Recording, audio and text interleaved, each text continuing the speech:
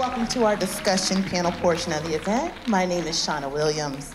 I'll be serving as a moderator for our discussion. We are so pleased that you took the time to be with us here today for this very powerful and important discussion and the story of Shamani, Amber, and so many other families that have been impacted by maternal mortality.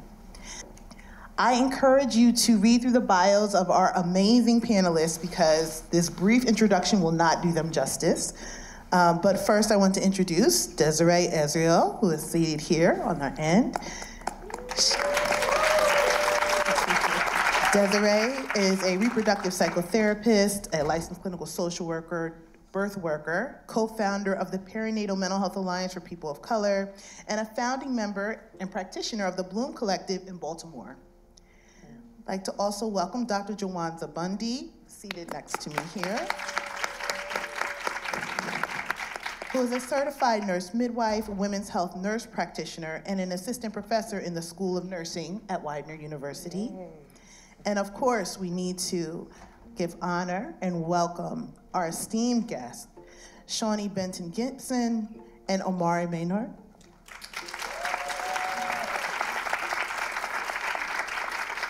I'm so thankful that you were here to see their story in the documentary because, again, I'll just briefly say, which is only a portion of who they are, that Shawnee is a licensed psychotherapist, social worker, healer, activist, co-founder and CEO of Spirit of a Woman Leadership Development Institute, and the mother of Shamani Gibson.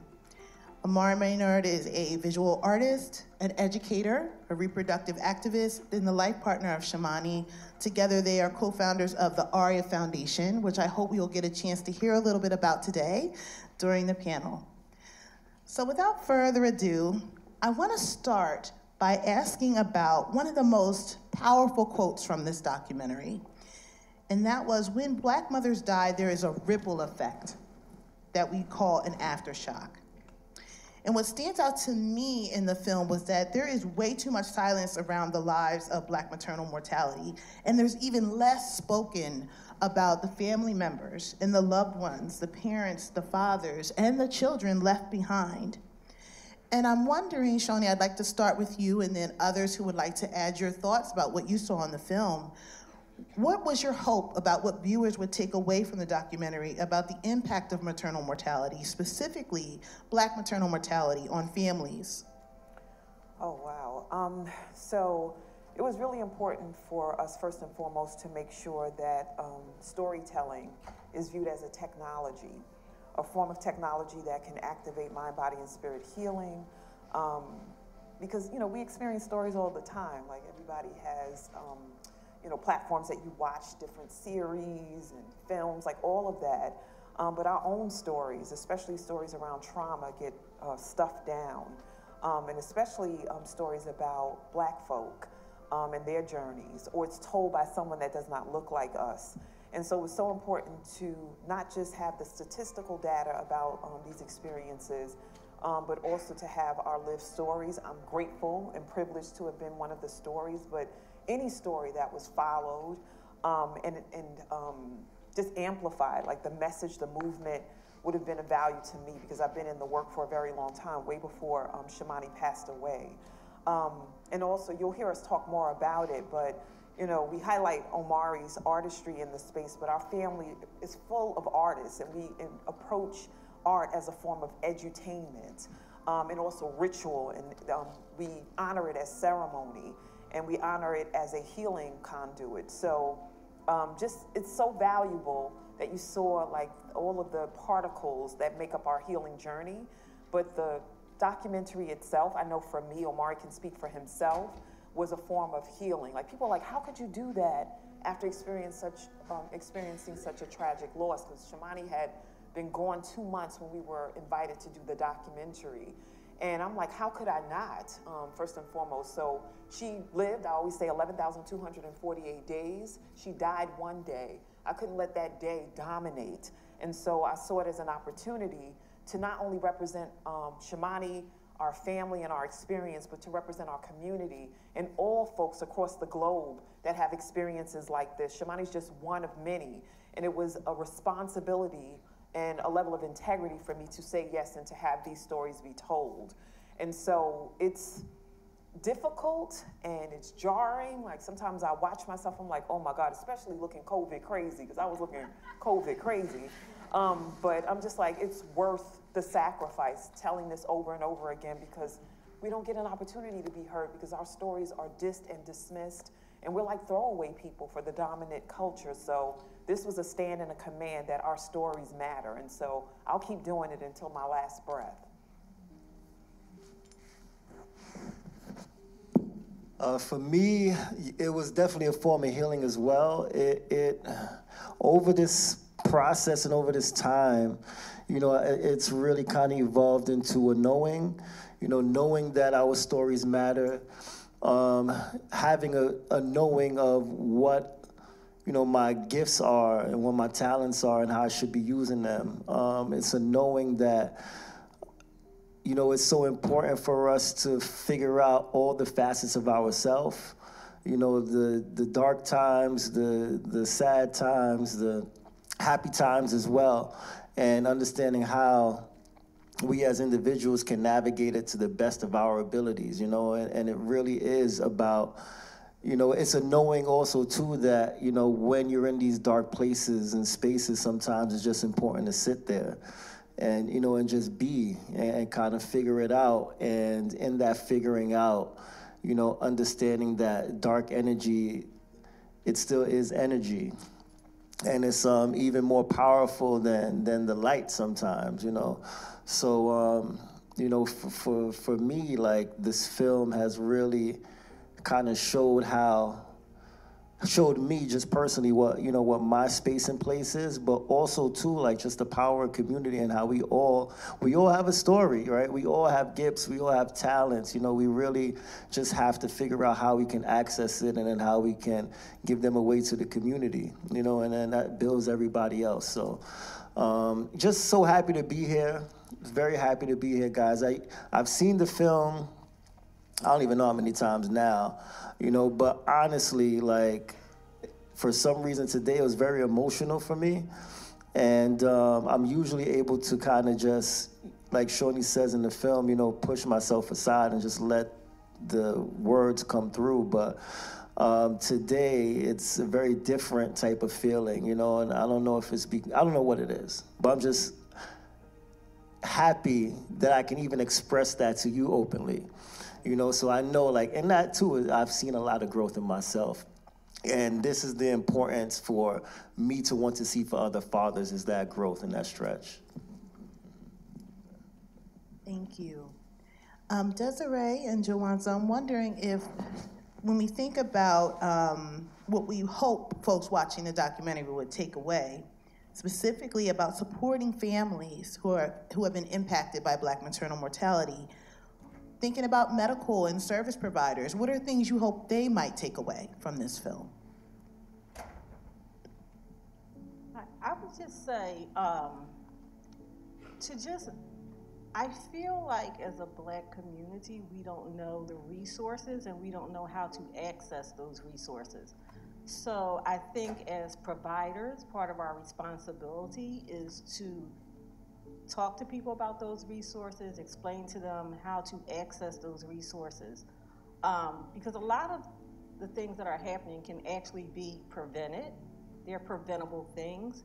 And I think that when I say we, I'm talking about us as providers, sometimes we need to slow down. Because I'm not sure how much you know about it, but a lot of care, unfortunately, that we do is often dictated by insurance companies. Mm-hmm. There's a certain amount of time that is allocated for each patient, and it's based on costs, because a hospital is a business, and they're in the business to make money.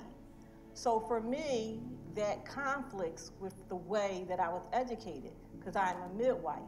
And if midwife, literally, the translation means with women. Yeah. But I cannot be with the women who I'm trained to be with. And that's where doulas come in, are so important, especially where I practice, which is really a medical model and not really a true midwifery model.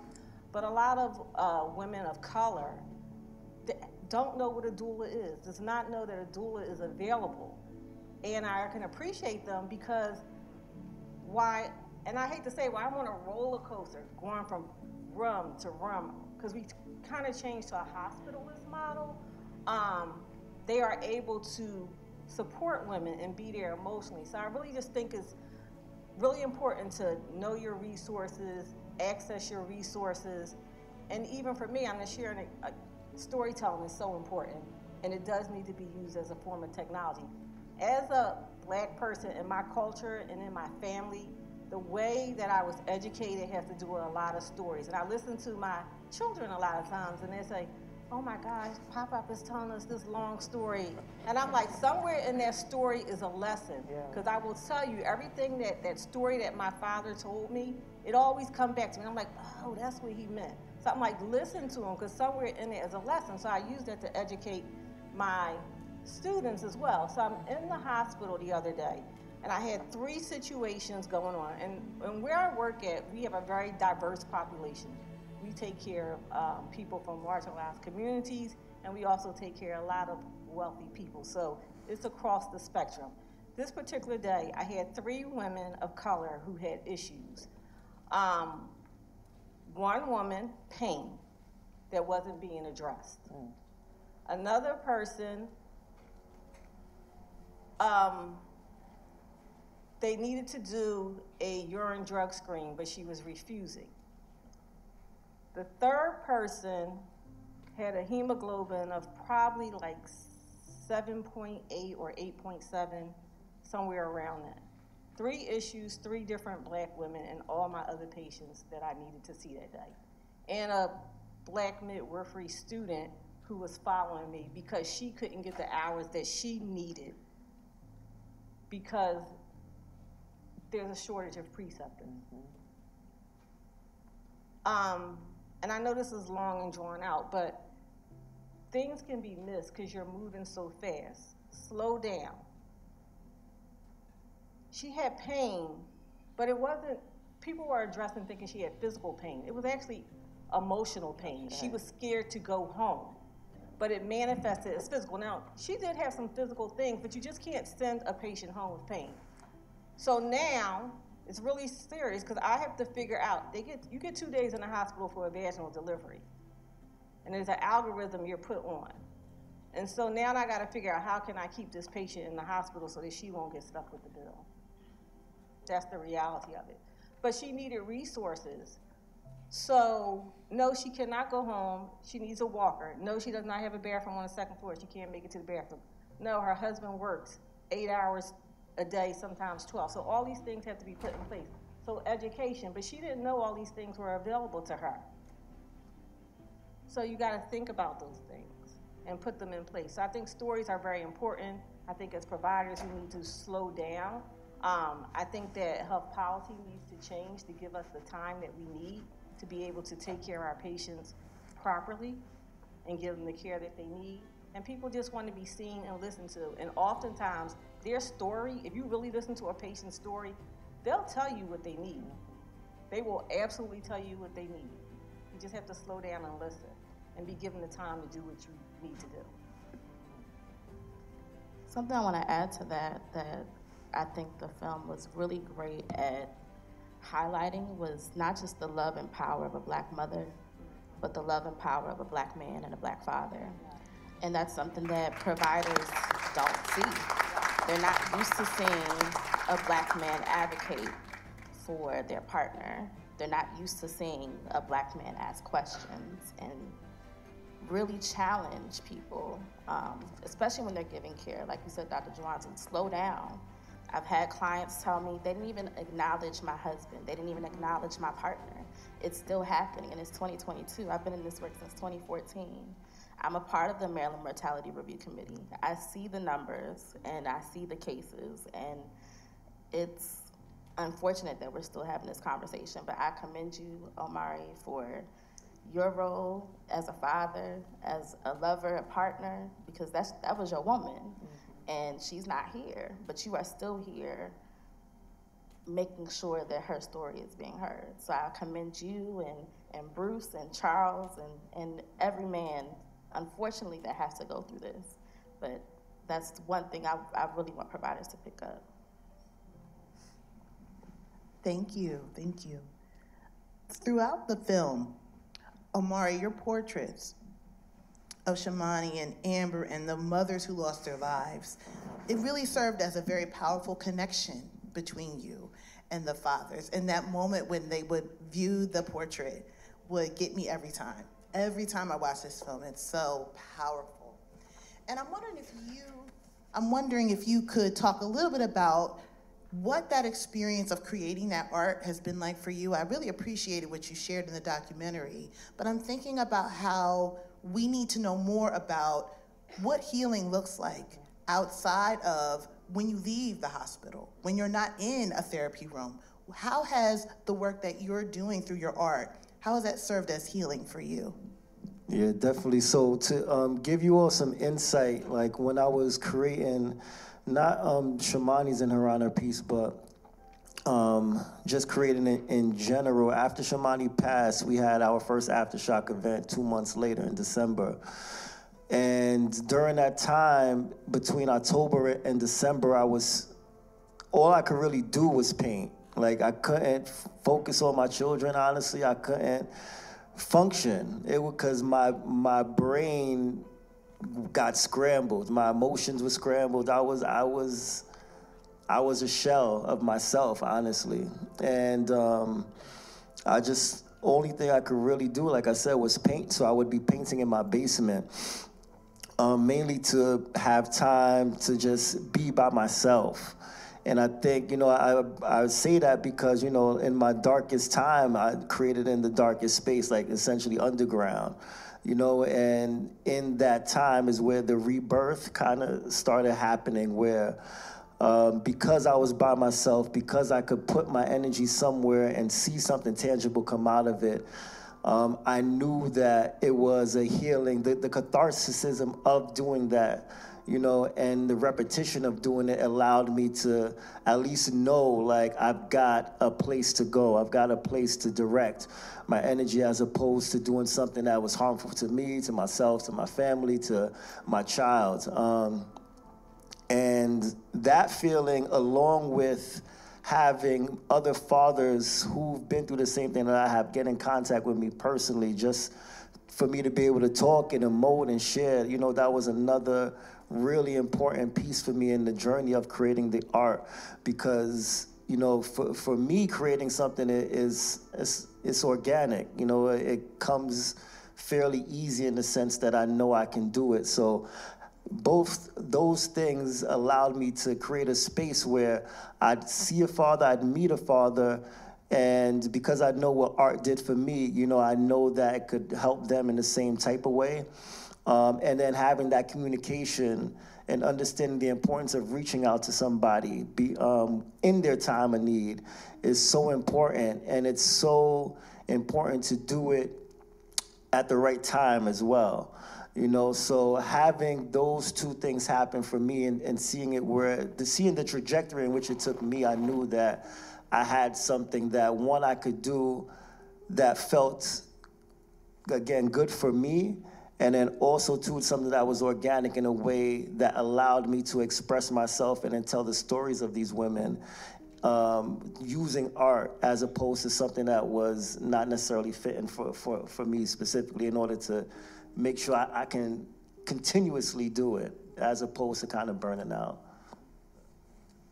I'm so appreciative of what you shared. And in addition to what we saw in the film, Omari has bought art, and they are in the registration area. So if you haven't gotten a chance to take a look at some of his other portraits, please take a moment to do so.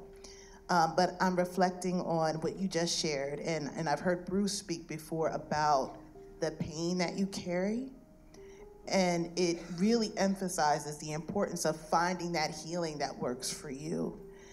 And I'm wondering, Shawnee, Jawanza, Desiree, what additional thoughts you might have about the importance of collective healing spaces for families, and how can professionals support families who'd like to have access to those? So you go. First and foremost, I'm super excited that you're on this panel. what often gets unrecognized, I spoke about it in my own journey earlier, that my trauma was due to having babies and what would happen to my mind, body, and spirit after. And so many of those stories don't get told. And as a Black woman, I've been taught so much how to stuff down, and the women in my family, the women that I know, just stuff down and keep on going, you know, what they call the grind culture. And it's community, folks who are like, how are you doing really, that have saved my life. Slowing it down, like you said, Jawanza, and really looking me in my eye and like, we know you know how to get work done. We know you know how to produce, but how are you doing for yourself? What are you doing for yourself? So when I say that the community held us in their bosom from the time that we put the call out that Shamani was in distress, I don't even remember who made the initial call. I don't remember doing it. It could have been me, because I function like I'm processing for myself. I'm still in action as I process for myself. Like I don't know if that's organically who I am or how I've been conditioned to be. So I'm checking in. I was saying in one of the sessions recently that when Shamani was in distress, I crouched down on the floor in my granddaughter's room. Omari came and was standing over me. Then I hopped back up and was like, my daughter's in distress. And then they're talking to me, asking me about the drugs. I'm like, file that. They keep asking this shit. Then I go back and then I come out. It was like a roller coaster.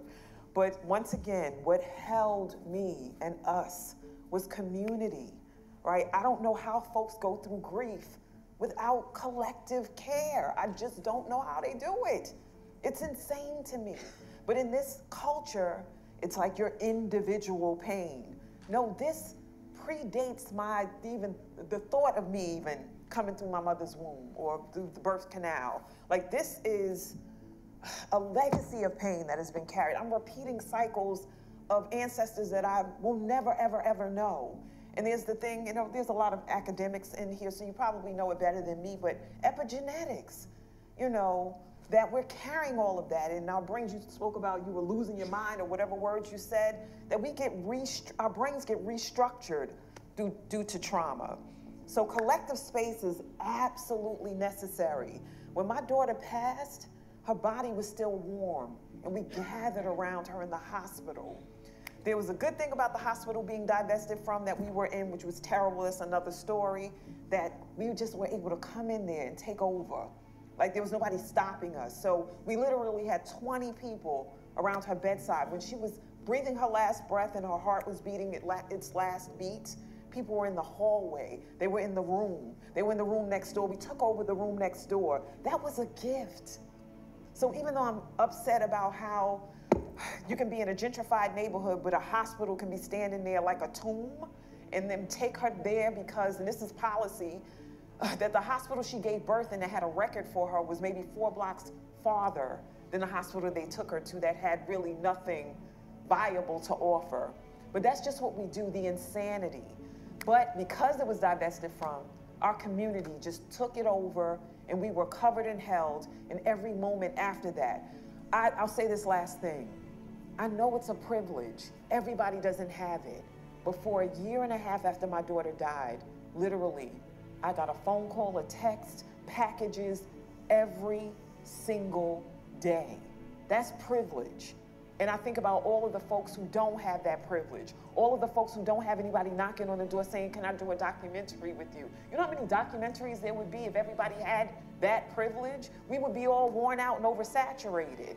But I have that privilege, and I don't take it lightly. I need you to survive. I need you to survive. This movement needs you to survive. There's no, I don't know what else to say.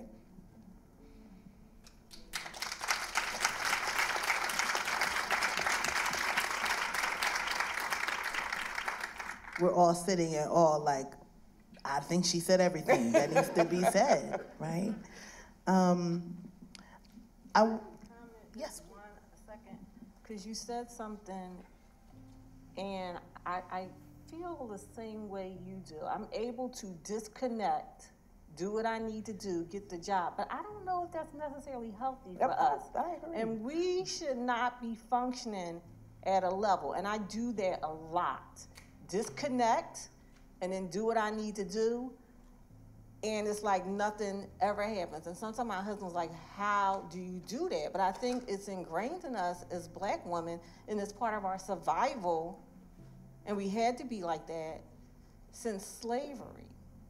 And I don't know if I really want to be like that. That's not healthy when you think about that. It's just really not healthy that we have to do that. And I'm so sorry that you guys had to, and I don't know what it's like to go through, and I couldn't even imagine if that was my Zinsley. But I think that if people would have more empathy and put themselves in your place and try to really feel what that feels like, that would change. It was a movie a while back, and I think Samuel L. Jackson and somebody played in it, and the girl was raped. And it wasn't until they put themselves in that position where change came about. Like, suppose that person who had been raped was a white woman. And I'm just going to be very transparent. This would not be happening. And the fact that they questioned whether or not she's on 3 times, 1 time is enough. That's why it's important as healthcare providers that you have something called closed loop communication, and you communicate. Because no family wants to be asked that 3 times. If you answered it once, you should be communicating with the people around you. And I know it's probably some students, this is a teachable moment, and this is why we think therapeutic communication and closed loop communication is so important, because then you don't have to put families like this. She answered the question. Let's move on so we can address the problem. Thank you. Thank you for that. I think that that's a really important way to bring us to our next question, and this will be our final question, and then I'd like to ask you, Shawnee, to please give us some closing words. But one thing I'd like you all to think about is there's so much vital information that was included in the documentary along with your stories. And I'm wondering, when you think about grandparents and extended families and fathers and mental health service providers and birth workers and medical providers, what is one action step you hope that folks seeing this documentary would take from your perspective?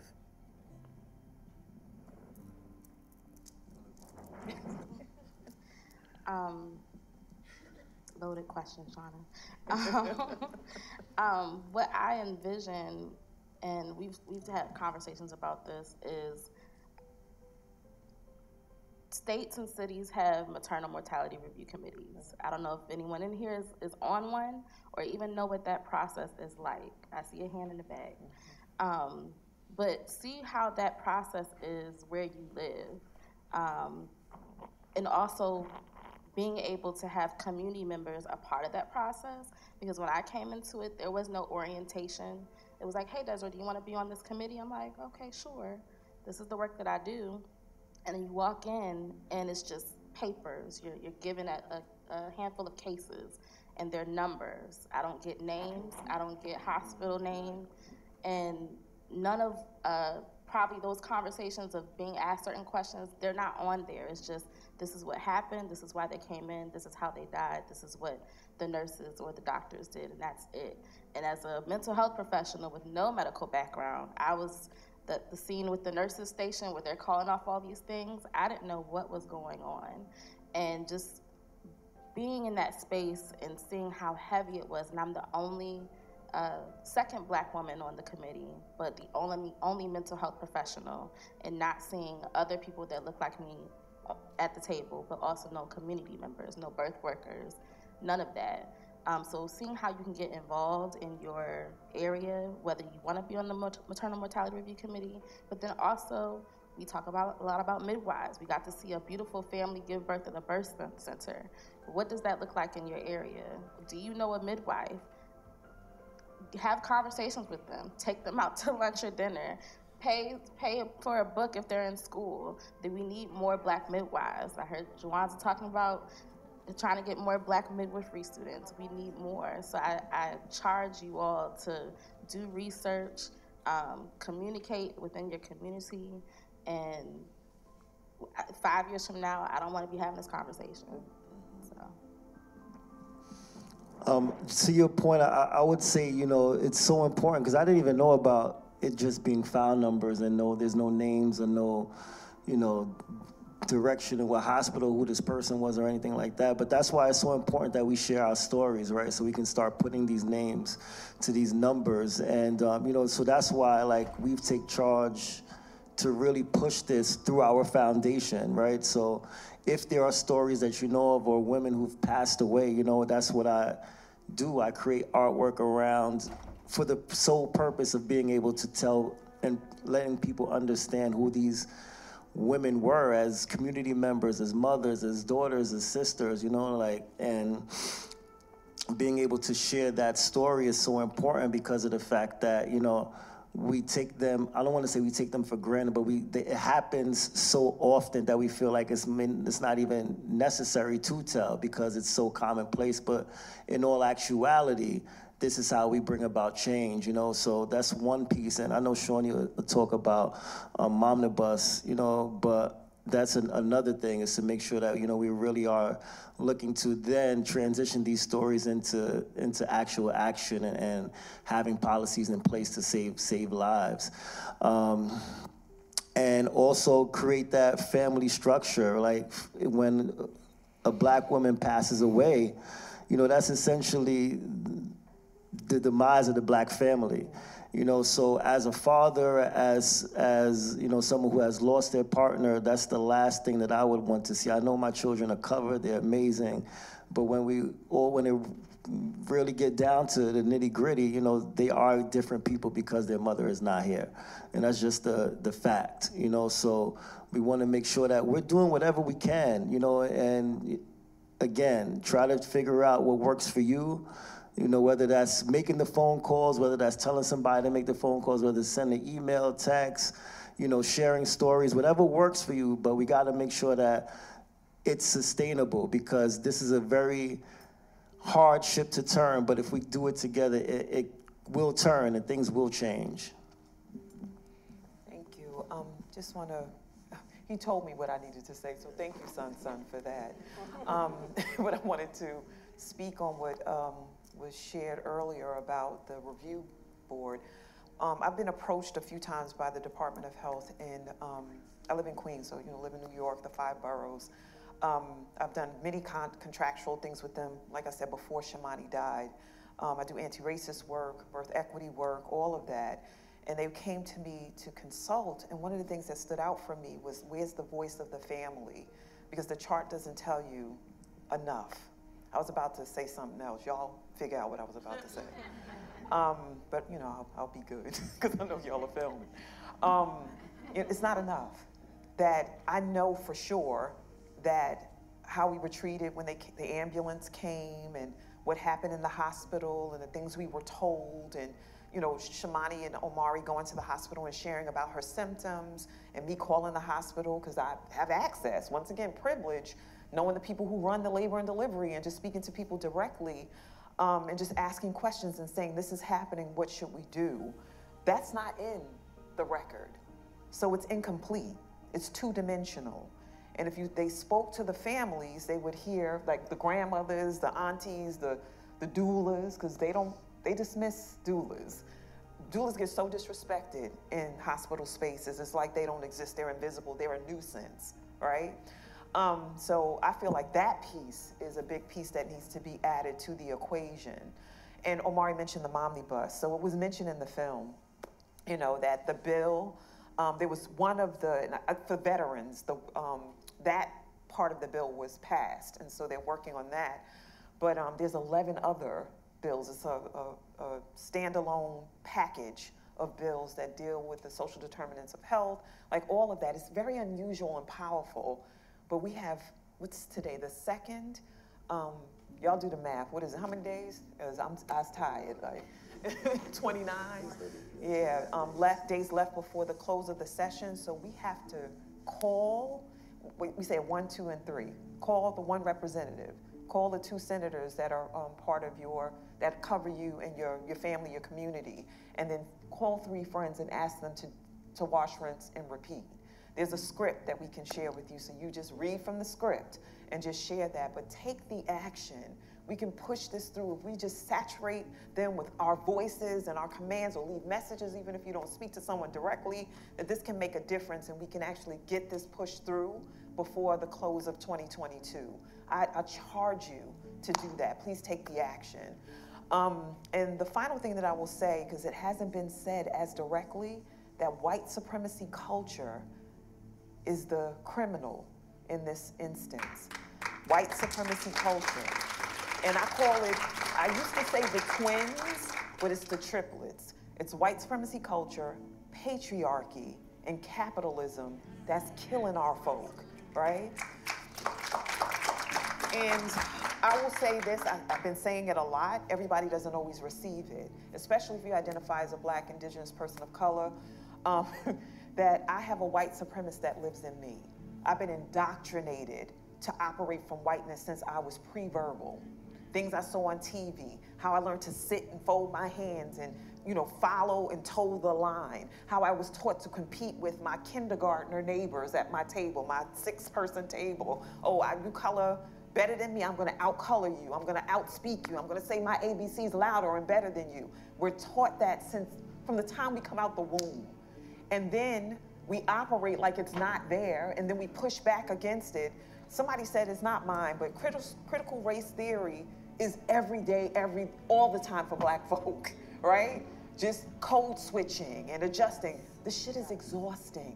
It's exhausting. And it's exhausting for white folk too, right? So just please, study to show yourself approved. What grandmas and grandpas can do and aunties and uncles is to read, study, speak up and speak out, and stop letting birthing people, mamas and birthing people, because we need to talk about the LGBTQIA community, the people who give birth but don't identify as women but they have wombs. Like, all of that needs to be paid attention to.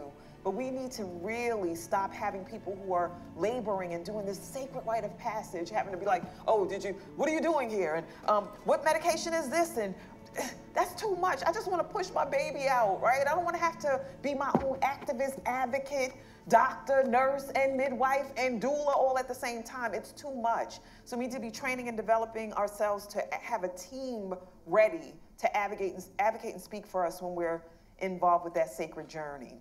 And I'm complete.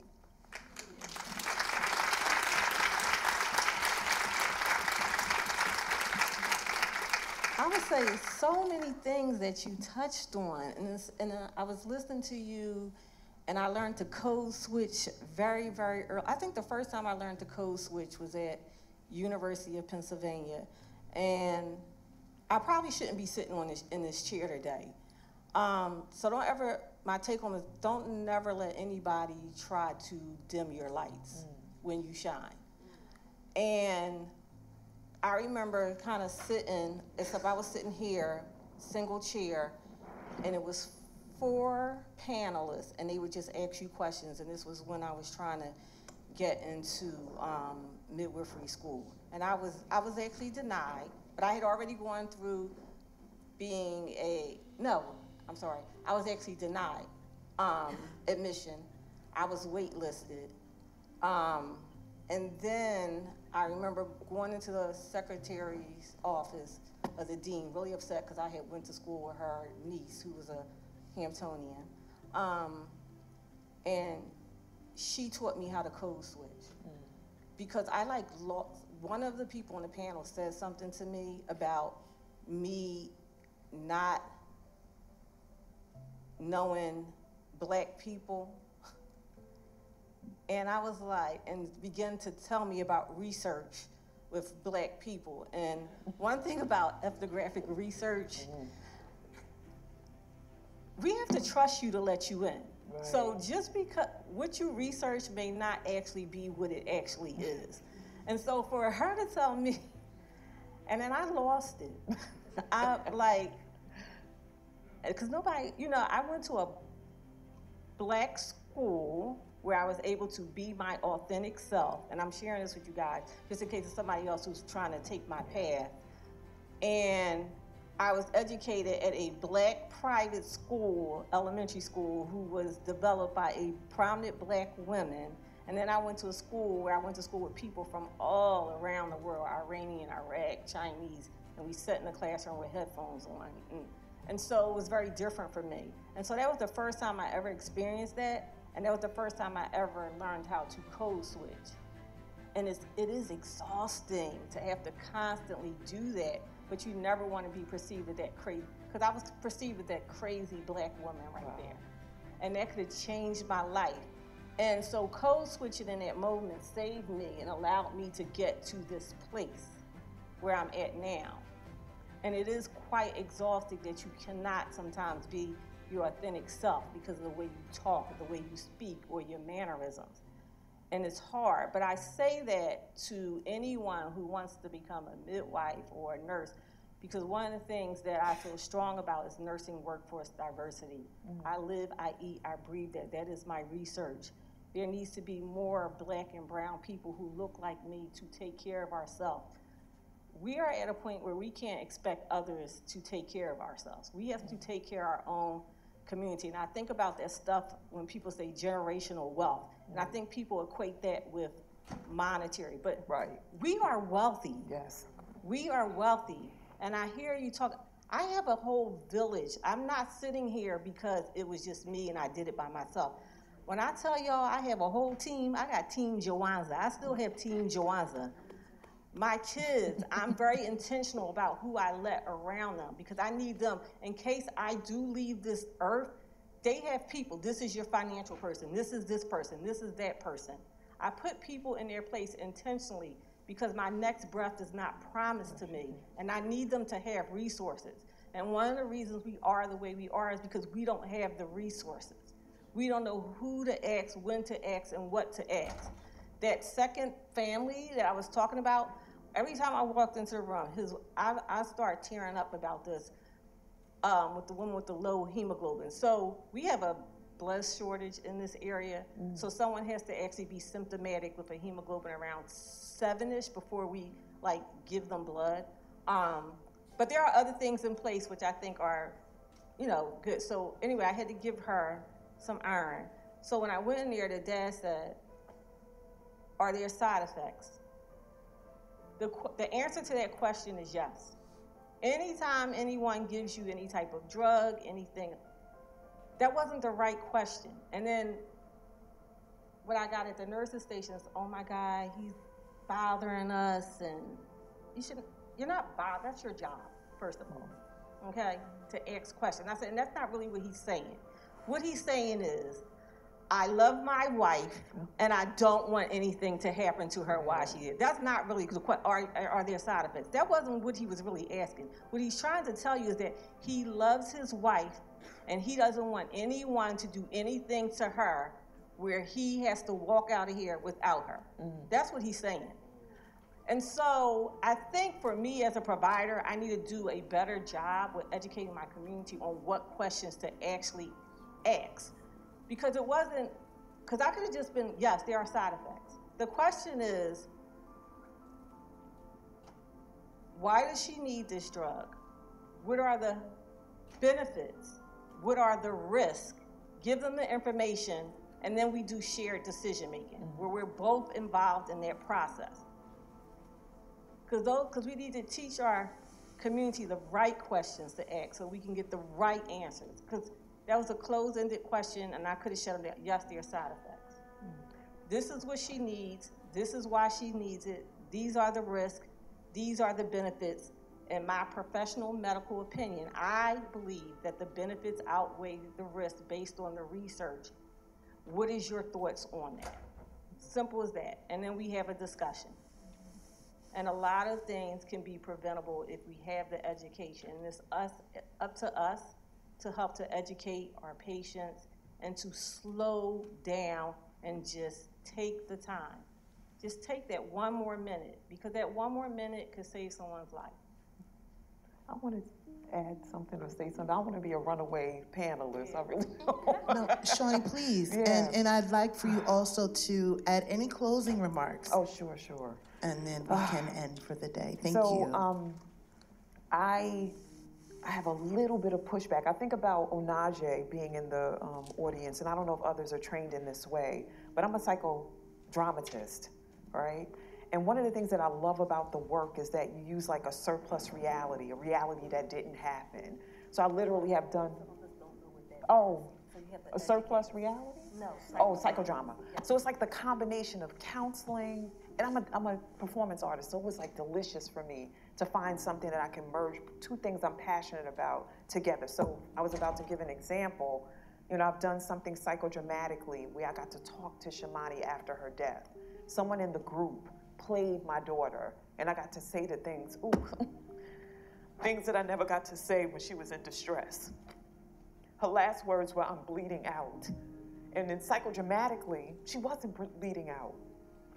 But she was in distress and she was in shock, so that's what she said.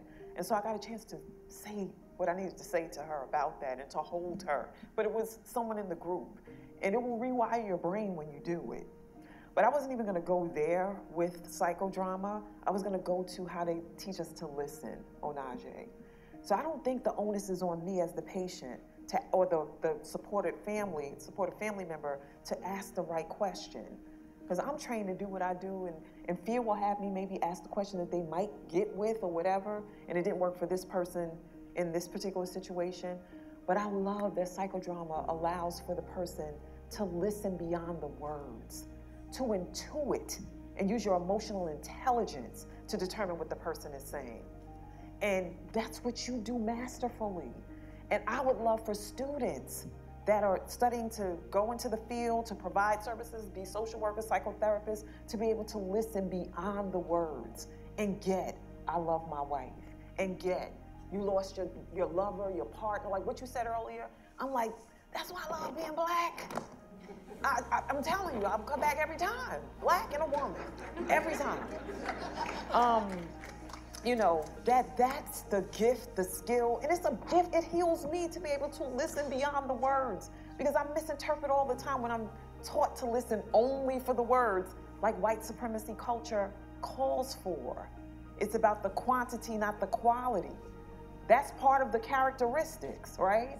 And fear of open conflict is also one of the characteristics. So I don't want beef, so I ask this question instead of that question. I don't want to be made to look weak, so I don't say I'm hurt right now. I say whatever we say to avoid that. And that's the thing that makes it exhausting. So you as provider, do your job to listen beyond the one-dimensional track that you've been taught to listen from, and release the bullshit about, and I was taught this as a psychotherapist, I'm a blank slate.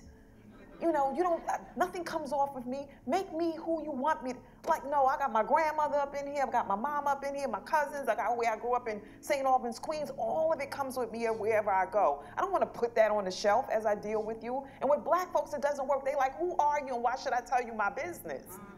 Right? So that's what I hope for, pray for our people, that we learn, and the providers that support us in our communities, that they learn to listen beyond my hands doing this.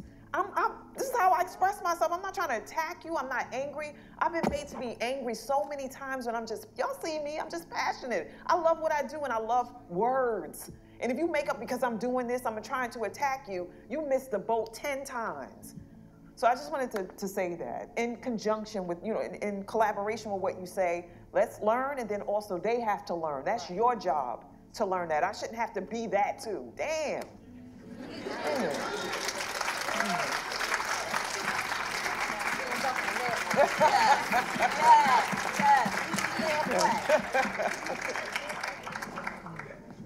Oh, yes.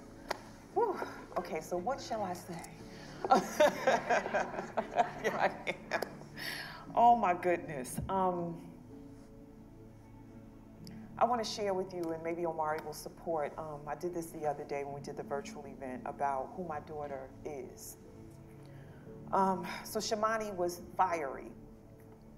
Shamani was in your face. I said when she passed, one of the only people one of few people who can check me transitioned, but now she checks me all the time as an ancestor. She's a busy ancestor. I invite all of you to recognize that anybody that you lost, especially during COVID, anybody lose anyone during COVID, raise your hands, that look for the signs of life, please. When my daughter transitioned, soon thereafter, I don't remember the exact time, she was born at 9:44 a.m. on December 19th in 1988. She shows me all the time 9:44. There's only 2 times you can see that in the day on the clock, but she shows me almost every day, both times. And I don't look for it. I'll be minding my business, typing, and I look across, and I'm like, there she go. Hey, Shamani. Hey, Shamani. The other thing she shows me is her birthday, 12/19. I see it on license plates. I see it when I buy something, it's like $12.19. I'm like, hey, Shamani. She also shows me through peacocks. She loved peacocks. I'm like, I will never see peacocks. I'm in New York. Like, how many times will I see peacocks? She shows it, there's a show that I watch, what is it called? The Gilded Age. One episode everybody had on peacock prints. I'm like, hey, Shamani, we watching this together.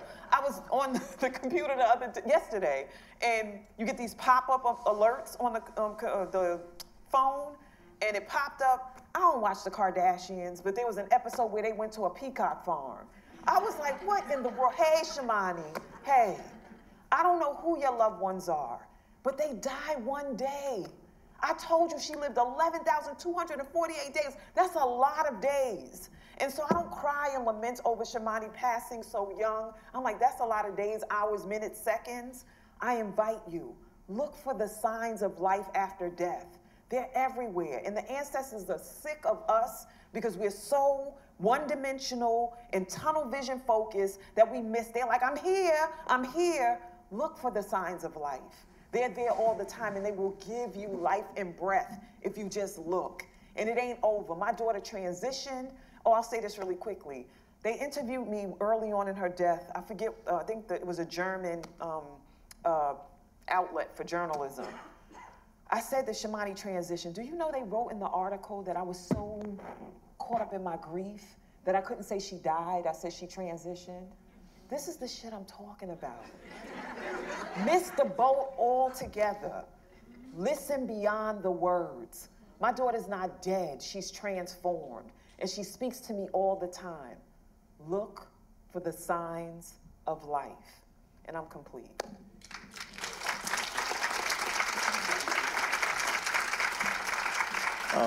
I just want to really quick just add to that. So, and I don't even know if I told you this, but in Anari's classroom, you walk in the classroom, the first picture that's on the wall is a peacock that her student teacher drew like 2 years ago, but it's still there. You know, so again, Shamani's just out here living it up. But so, listen, right? So how do you listen? And this was like a big thing that Shawnee pushed to me. And, you know, I make sure that I ingrain myself in it every day is to allow for the communication to happen and create the conduit for it to happen. And that is through the altar. So at our house, we have an altar in which, you know, we make sure we keep a candle burning, some food, water, the ancestors who have transitioned on the altar. And the great part about it is that my son and my daughter engage with it just as much as I do. So when the candle goes out, she changes it. You know, if there needs to be more water, she'll let me know. In the film, y'all saw her talking to her mother, you know, and having actual conversation. And that's not because she's just making it up. You know, it is a real thing. And that is how you still, and I've learned how to continuously create and evolve and grow our relationship, Shamani and I. Even though it's not physical anymore, this ancestral, you know, a spiritual relationship in this physical world is a very, very real thing. And once you have created a space and a place for that communication to happen, you don't even realize, but subconsciously, because of the fact that I'm cleaning it, because of the fact that I'm interacting with it so often, it creates very seamless communication. So I ask you guys to do that, you know, in your house. If you need assistance, ask somebody. If you need assistance, let us know. But it is one thing, make sure that when you do have your ancestors up there, it's only ancestors who have transitioned, no actual people who are living right now. They're not ancestors, they're living people. Ancestors transition. I'm sorry, but you know what I mean, Yeah, right? yeah, you no know what I living mean. people on the Thank you. altar. No living people on the altar.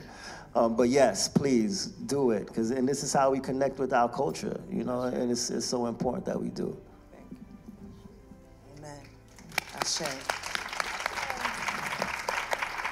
Thank you all for joining us today. Shamani lives through her story that's being told through this film.